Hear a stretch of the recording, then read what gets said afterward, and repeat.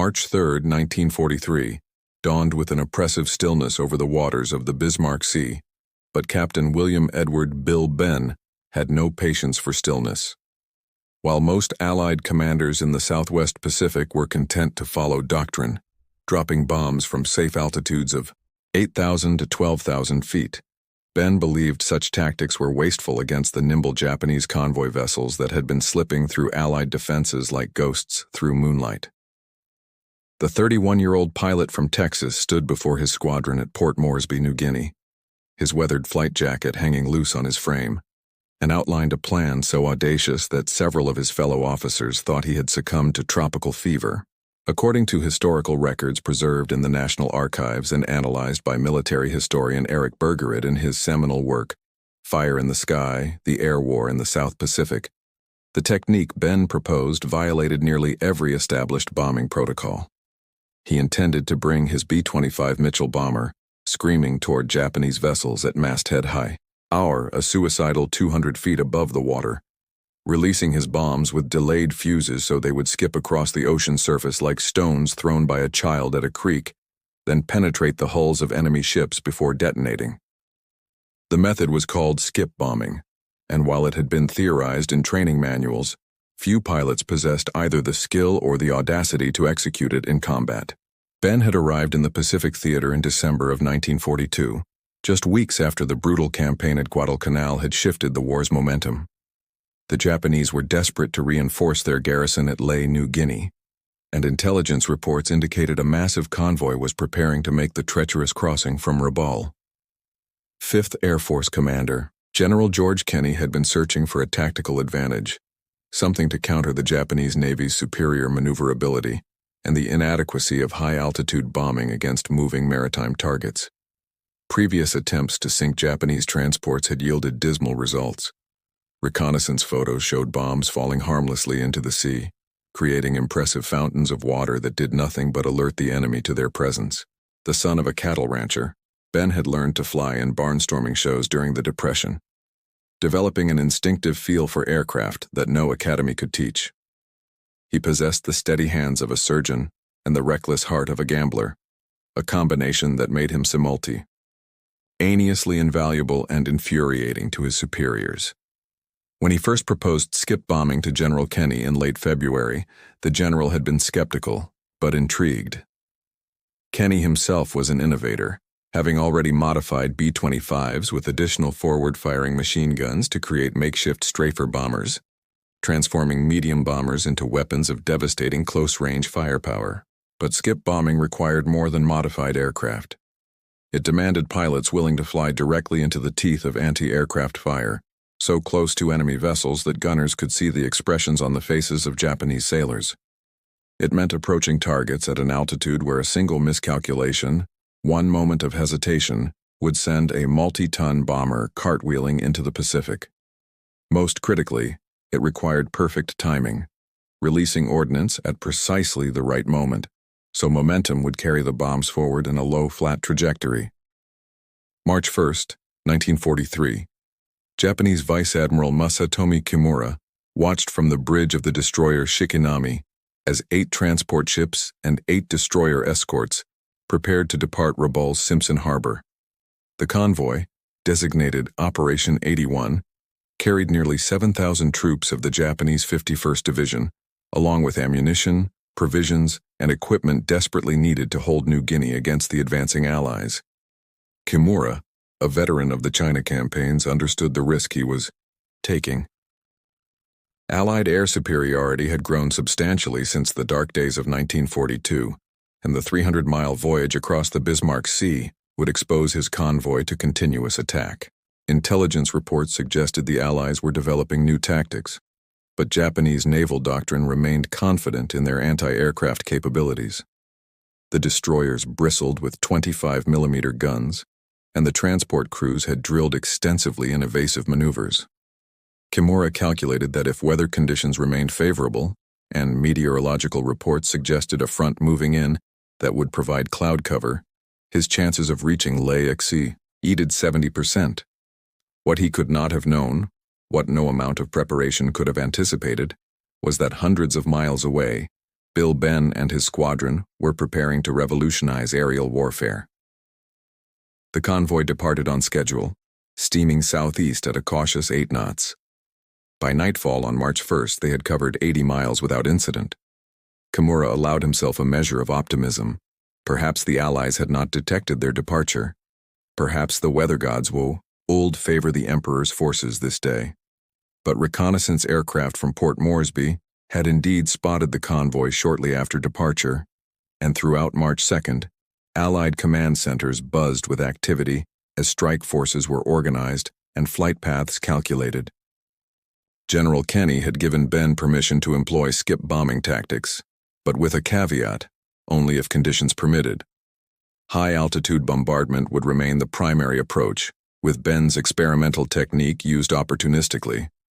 It was a compromise that satisfied neither the conservative officers who viewed skip bombing as reckless showmanship, nor Benn himself, who believed conventional bombing was simply feeding aircraft and crews into a meat grinder that produced minimal results. Nevertheless, Benn spent March 2nd drilling his squadron, practicing the approach angles, the timing, the critical moment when a pilot must commit fully to an attack run with no possibility of aborting. Historical accounts, particularly those compiled in the Battle of the Bismarck Sea by naval historian Lawrence J. Hickey, document that weather initially favored the Japanese convoy. Heavy clouds and intermittent rain squalls reduced visibility, forcing Allied reconnaissance planes to track the convoy intermittently. The first airstrikes came late on March 2nd, high-altitude B-17 flying fortresses dropping their payloads from comfortable altitudes. The results were predictable. Despite expending tons of ordnance, the bombers achieved only a single hit on a transport, causing moderate damage but failing to sink the vessel. Kimura's evasive maneuvers proved effective, and as darkness fell on March 2nd, his convoy remained largely intact. But March 3rd would bring a different kind of warfare entirely. March 3rd, 1943, 0530 hours. Bill Benn stood on the tarmac at Port Moresby, watching ground crews make final checks on his B-25. The aircraft bore the nickname Lucky Strike, painted in fading letters across the nose, though Ben trusted skill over luck. His bombardier, Lieutenant James Jimmy Walsh from Chicago, climbed aboard without his usual pre-flight banter. They both understood that today's mission would either date Ben's theories or prove them fatally flawed. The plan called for coordinated attacks. High-altitude bombers would strike first, forcing the Japanese convoy into evasive patterns. Then Ben's squadron would sweep in at wavetop height. Intelligence updates indicated the Japanese convoy had been slowed by the previous day's attacks and was now approximately 120 miles northeast of their position. Weather had partially cleared, providing the visibility necessary for skip bombing, but also exposing attacking aircraft to concentrated anti-aircraft fire. As dawn broke across the Pacific, painting the sky in shades of amber and crimson, 13 B-25s under Ben's command taxied into position. Each aircraft carried 4 500-pound bombs fitted with delayed action fuses set for 4 to 5 seconds, enough time for the bombs to skip across the water and penetrate a ship's hull before detonating internally, causing catastrophic damage. At 0615 hours, the squadron lifted off, climbing to a cruising altitude of 8,000 feet for the flight to the target area. Ben used the time to review the attack sequence with his pilots over the radio. They would approach in groups of 3 to 4 aircraft, creating overlapping fields of fire from their forward-mounted 50-caliber machine guns while releasing bombs in rapid succession. The key was maintaining a steady altitude of 150 to 250 feet, high enough to avoid wave action, but low enough to achieve the proper skip angle. Release the bombs too early, and they would sink harmlessly. Too late, and they would explode on impact without penetrating the hull. At 0745 hours, Ben's radar operator reported visual contact with the Japanese convoy. What they saw below was a scene of considerable chaos. The high-altitude B-17s had already made their runs, and while they had achieved minimal direct damage, they had scattered the convoy's defensive formation. Destroyers weaved between transport ships, laying smoke screens that drifted across the water like ghostly curtains. Anti-aircraft fire created black smudges across the sky. each burst a reminder of the deadly reception awaiting anyone who flew too close. Ben's voice crackled across the squadron frequency, steady despite the adrenaline coursing through his veins. "All aircraft, this is Lucky Strike. We're going in. Maintain formation until breakaway, then pick your targets. Remember your training, and for God's sake, don't hesitate once you commit." He pushed the control yoke forward, and the B-25's nose dropped toward the ocean. Within seconds, the altimeter unwound from 8,000 feet to 4,000, then 2,000, then the stomach-lurching sensation of leveling off barely 200 feet above the water. The world transformed at this altitude. Waves that had been abstract patterns from above became individual swells, each one a potential collision hazard. The Japanese ships, previously small models on a blue canvas, suddenly materialized as massive steel behemoths bristling with weapons. Tracer rounds arced toward Ben's aircraft, creating luminous ribbons of death that seemed to move in slow motion. The distinctive chatter of Japanese 25mm guns competed with the roar of the B-25's Wright Cyclone engines, creating a symphony of mechanized violence. March 3, 1943, 07:52 hours. Bill Ben lined up his approach on a Japanese transport vessel later identified as the Kyokusei Maru, a 6,000-ton cargo ship packed with troops and supplies. The ship's crew had spotted the incoming B-25s and were executing evasive maneuvers, but at this range and altitude there was precious little they could do. Ben's co-pilot, Lieutenant Robert Dutch Schneider from Pennsylvania, called out the range. 2,000 yards, 1,500, 1,000 yards. The ship's anti-aircraft guns opened up, and the B-25 shuddered as shrapnel peppered its fuselage. At 800 yards, Ben triggered the forward-firing machine guns. 850 caliber weapons erupted simultaneously, their combined firepower devastating the Kyokusei Maru's superstructure and silencing several anti-aircraft positions. Japanese sailors dove for cover as bullets tore through metal and flesh alike. At 500 yards, Bombardier Jimmy Walsh, lying prone in the aircraft's nose, acquired his target in the bomb site. The Kyokusei Maru filled his vision so close he could see individual portholes and the terrified faces of soldiers on deck. "Bombs away." Walsh's voice cut through the chaos. 4 500-pound bombs released from the B-25's belly, tumbling forward with the aircraft's momentum. Ben immediately pulled back on the yoke, clambing to clear the transport ship's masts. For 3 heartbeats, nothing happened. The bombs skipped across the water's surface like stones, once, twice, then slammed into the Kyokusei Maru's hull below the waterline. Delayed fuses meant they had already penetrated deep into the ship's interior, before anyone aboard fully comprehended what had occurred. Then the Kyokusei Maru erupted. The first bomb detonated in the forward cargo hold, which intelligence later revealed contained ammunition. The resulting explosion was so violent that it lifted the ship's bow completely out of the water. Secondary explosions followed as fuel stores ignited, and within 90 seconds of Ben's attack, the transport was engulfed in flames. Soldiers trapped below decks never had a chance. Those who made it topside found themselves in an ocean that had become a burning sheet of oil and debris. The Kyokusei Maru would sink within 12 minutes, taking nearly 800 men down with her. But Ben had no time to observe the results of his attack. He was already climbing to 2,000 feet, circling to position for another run, while his squadron mates pressed their own attacks. Lieutenant Charles Chuck Morrison from Oklahoma targeted the destroyer Tokitsukaze, which was attempting to position itself between the B-25s and the remaining transports. Morrison's approach was textbook perfect, maintaining exactly 200 feet, while his forward guns raked the destroyer's deck.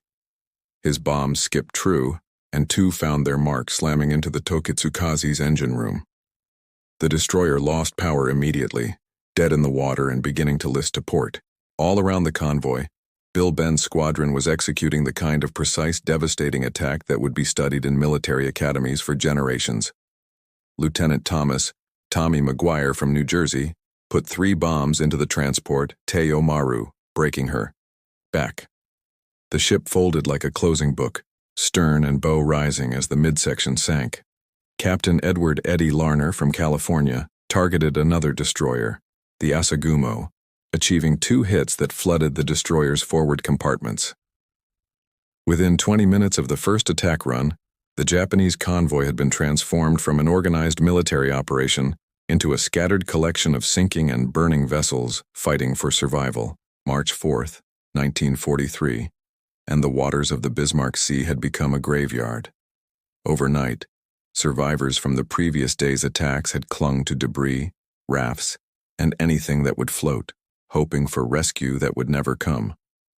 Japanese destroyers that had escaped the initial onslaught now faced an impossible choice: attempt to rescue survivors and expose themselves to continued air attack, or abandon their comrades and flee to safety. Vice Admiral Kimura, now aboard the destroyer Shirayuki after his original flagship had been crippled, chose survival over honor. He ordered the remaining destroyers to scatter and make for Rabaul at maximum speed, leaving thousands of soldiers to their fate. But Bill Benn and the Allied air forces were far from finished. General Kenny, emboldened by the previous day's spectacular success, had authorized continued strikes against any Japanese vessels remaining in the area. Dawn reconnaissance flights reported 4 transports still afloat, though severely damaged, along with 3 destroyers attempting to shepherd them to safety. Additional ships that had sustained damage but remained mobile were limping northward. Benn's squadron, despite exhaustion and the strain of the previous day's combat, volunteered for another mission. This time, they would not be alone. Kenny had assigned additional B-25s, along with Australian Beaufighters and American P-38 Lightning fighters, to provide top cover and suppress anti-aircraft fire. The coordinated strike launched at 0700 hours. Ben led the first wave, targeting the transport Shinai Maru, which had somehow survived the previous day's attacks despite taking at least 1 bomb hit. The ship was listing badly, struggling to maintain even 5 knots, and when Ben's squadron appeared on the horizon, her fate was sealed. This time, the skip bomb, Bing attack encountered minimal resistance. The Shinai Maru's anti-aircraft crews were either dead or too exhausted to mount effective defense. Ben's bomb skipped perfectly, and the transport exploded with such violence that debris rained down across a quarter-mile radius. Lieutenant Morrison, who had crippled the destroyer Takitsukaze the previous day, found his target still wallowing in the water, unable to escape. The destroyer had managed to jury-rig partial power, but she remained a sitting duck. Morrison's attack run was almost leisurely by the previous day's standards. He lined up from 3 miles out, descended to his attack altitude, and released his bombs with the precision of a surgeon making an incision. All 4 bombs found their mark, and the Takitsukaze broke apart, her magazines detonating in a fireball that sent a mushroom cloud of smoke 3,000 feet into the air. Historical accounts documented in John Prados's Islands of Destiny, the Solomon's Campaign, and the Eclipse of the Rising Sun. Note that the March 4th attacks demonstrated how completely skip bombing had revolutionized anti-shipping warfare. Japanese vessels that might have survived conventional high-altitude bombing found themselves defenseless against an attack method that combined the devastating firepower of forward-mounted gun as with the precision of low-altitude bomb delivery. By mid-afternoon on March 4th, 3 more transports had been sent to the bottom, along with 2 additional destroyers. The Allied pilots, many flying their 2nd or 3rd sortie of the day, were physically and mentally exhausted, but the results spoke for themselves. As the sun set on March 4th, the Bismarck Sea campaign was effectively over. Of the original 16 Japanese vessels in Operation 81, only 4 destroyers had escaped, and 3 of those were severely damaged. Every transport ship had been sunk. More than 3,000 Japanese soldiers had drowned, while fewer than 900 reached shore, either at Leh or along the New Guinea coast, where they faced hostile terrain and Allied ground forces. American casualties were minimal, 2 B-25s and 3 P-38s lost, with crews either rescued or killed in action. March 5, 1943, Bill Benn sat in the debriefing room at Port Moresby, facing a mixture of congratulations and criticism that would define the remainder of his military career. General Kenny was ecstatic, declaring the Battle of the Bismarck Sea one of the most decisive Allied victories in the Pacific theater. Reconnaissance photos spread across the table showed the devastating effectiveness of skip bombing. Shattered hulls, debris fields, and oil slicks that stretched for miles. Intelligence estimates suggested that the Japanese had lost not only a significant number of troops, but also irreplaceable shipping capacity that would hamper their ability to reinforce positions throughout the Pacific. Yet not everyone celebrated Ben's methods. Several senior officers, particularly those from the naval establishment, viewed skip bombing as recklessly dangerous and unsuitable for widespread adoption. They argued that the casualty rates among pilots employing such tactics would prove unsustainable over extended campaigns. The fact that Ben's squadron had suffered relatively light losses was attributed more to luck and Japanese unpreparedness than to the inherent viability of the technique.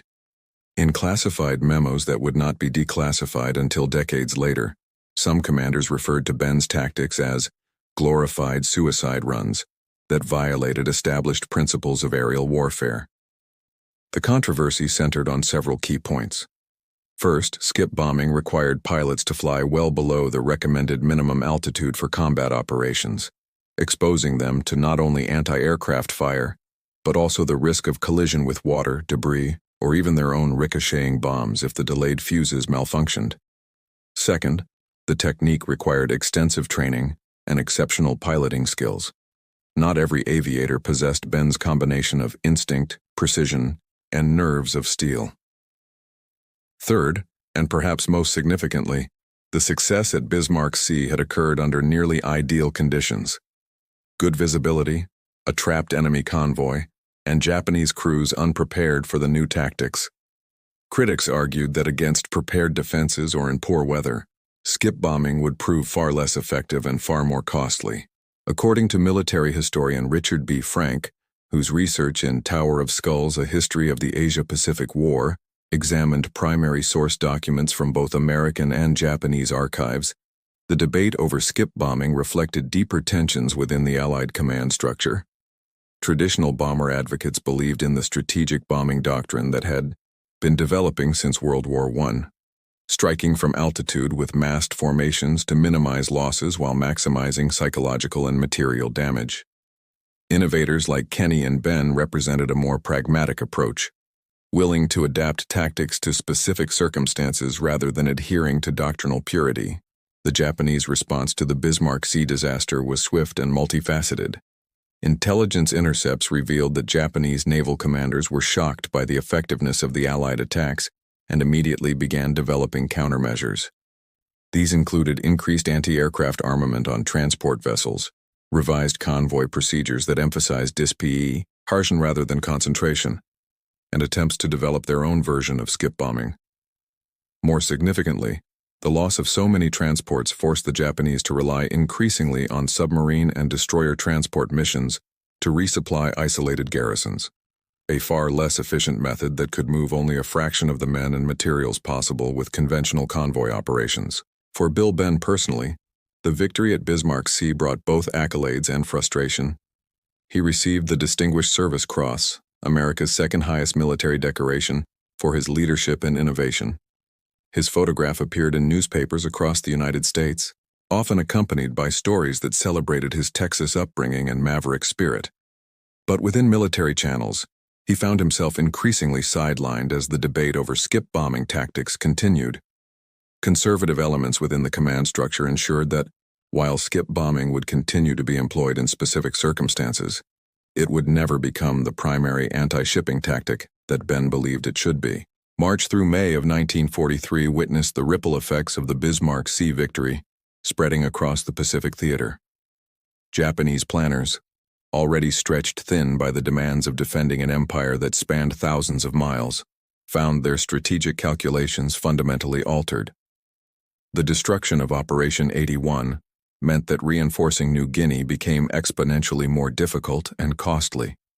The Allies, meanwhile, gained confidence that Japanese maritime supremacy, which had seemed unshakable in 1942, could be challenged and defeated not just by superior numbers but by tactical innovation. Intelligence analysts noted significant changes in Japanese convoy operations following the battle.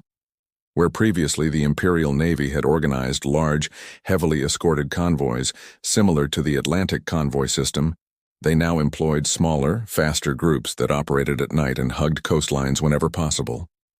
This conservative approach reduced losses but also reduced logistical throughput precisely when Japanese garrisons needed the maximum support. The garrison at Leh, which Operation 81 had been intended to reinforce, found itself increasingly isolated. By September of 1943, Australian forces would capture Leh with minimal resistance, largely because the garrison had been starved of reinforcements and supplies. Bill Benn continued flying missions through mid-1943, though he never again participated in an action as spectacular as Bismarck Sea. He trained other pilots in skip bombing techniques, refined the doctrine based on combat experience, and advocated tirelessly for the method's wider adoption. His efforts bore fruit in numerous smaller engagements where IP bombing proved decisive, but the technique never achieved the universal acceptance Benn sought. Part of this stemmed from legitimate tactical concerns. Skip bombing worked best against concentrated targets in good visibility, conditions that did not always prevail in the vast Pacific theater. The human cost of the Bismarck Sea battle deserves examination beyond simple casualty statistics. For the Japanese soldiers who survived the sinkings only to spend hours or days in shark-infested waters, the experience was traumatic beyond measure. Survivor accounts collected by Japanese historians in the post-war period describe scenes of unimaginable horror. Men clinging to wreckage as schools of sharks circled, watching comrades disappear beneath the waves, succumbing to exposure or drowning as exhaustion overwhelmed them. Those who reached shore in New Guinea faced equally grim prospects: hostile jungle terrain, lack of supplies, and Australian patrols that gave no quarter. The Battle of the Bismarck Sea also marked a turning point in the Allied psychological campaign against Japan. Propaganda broadcasts emphasized the lopsided nature of the victory. 12 ships sunk in exchange for minimal Allied losses, to demoralize Japanese forces and inspire Allied troops. American newspapers ran headlines celebrating the skip bombing, miracle, and the Texas cowboy who taught the Japs a lesson. These accounts often simplified or sensationalized the actual events, but they served an important purpose in maintaining public support for the Pacific War during a period when the European theater dominated American attention. From a technological standpoint, the battle accelerated development in several areas. The delayed action fuses that made skip bombing possible underwent continuous refinement to improve reliability and consistency. Aircraft modifications pioneered by Kenny's command, additional forward-firing weapons, strengthened airframes to handle low-altitude stress, proved bomb sites adapted for skip bombing, became standard features in subsequent B-25 variants. The lessons learned in the Bismarck Sea influenced aircraft design philosophy, emphasizing versatility and adaptability over specialized capabilities. Bill Benn rotated back to the United States in August of 1943, having completed his combat tour with a record that included participation in more than 70 combat missions. He spent the remainder of the war as an instructor, training new pilots in advanced tactics including skip bombing. Post-war, he returned to Texas, where he lived a relatively quiet life, operating a small aviation business and rarely discussing his wartime experiences. He passed away on November 15, 1976, at the age of 64, his contributions to military aviation largely forgotten outside specialist circles. The technique he championed, however, lived on. Skip bombing saw continued use throughout the Pacific War, particularly in attacks against Japanese shipping in confined waters where high-altitude bombing proved ineffective. Australian and New Zealand Air Forces adopted the tactic enthusiastically, employing it with considerable success in the Southwest Pacific campaign. Post-war analysis confirmed what Benn had instinctively understood: against maritime targets, skip bombing achieved hit rates of 30 to 40%, compared to less than 5% for high-altitude bombing against moving ships. This tenfold improvement in accuracy more than offset the increased risks to attacking aircraft. The Battle of the Bismarck Sea entered military history as a textbook example of tactical innovation, changing the course of a campaign. War colleges from Annapolis to West Point studied the engagement, examining how Ben's willingness to challenge conventional wisdom had reduced disproportionate results. The battle also illustrated the importance of unified command and the dangers of inter-service rivalries.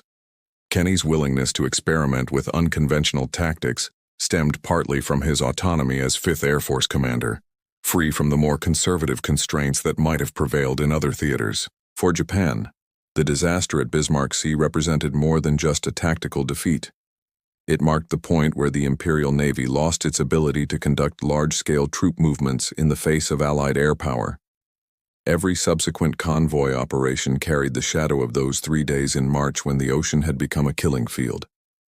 Japanese naval doctrine, which had emphasized surface combat and carrier warfare, proved inadequate against an INI. My willing to innovate and adapt. The psychological impact on Japanese naval personnel should not be underestimated. The knowledge that any convoy might encounter skip bombers created a persistent anxiety that affected decision-making throughout the war. Modern military aviation owes an unacknowledged debt to Bill Ben and the pilots who perfected skip bombing. The principle of low-altitude precision strike, though executed with vastly different technology, remains central to contemporary naval warfare.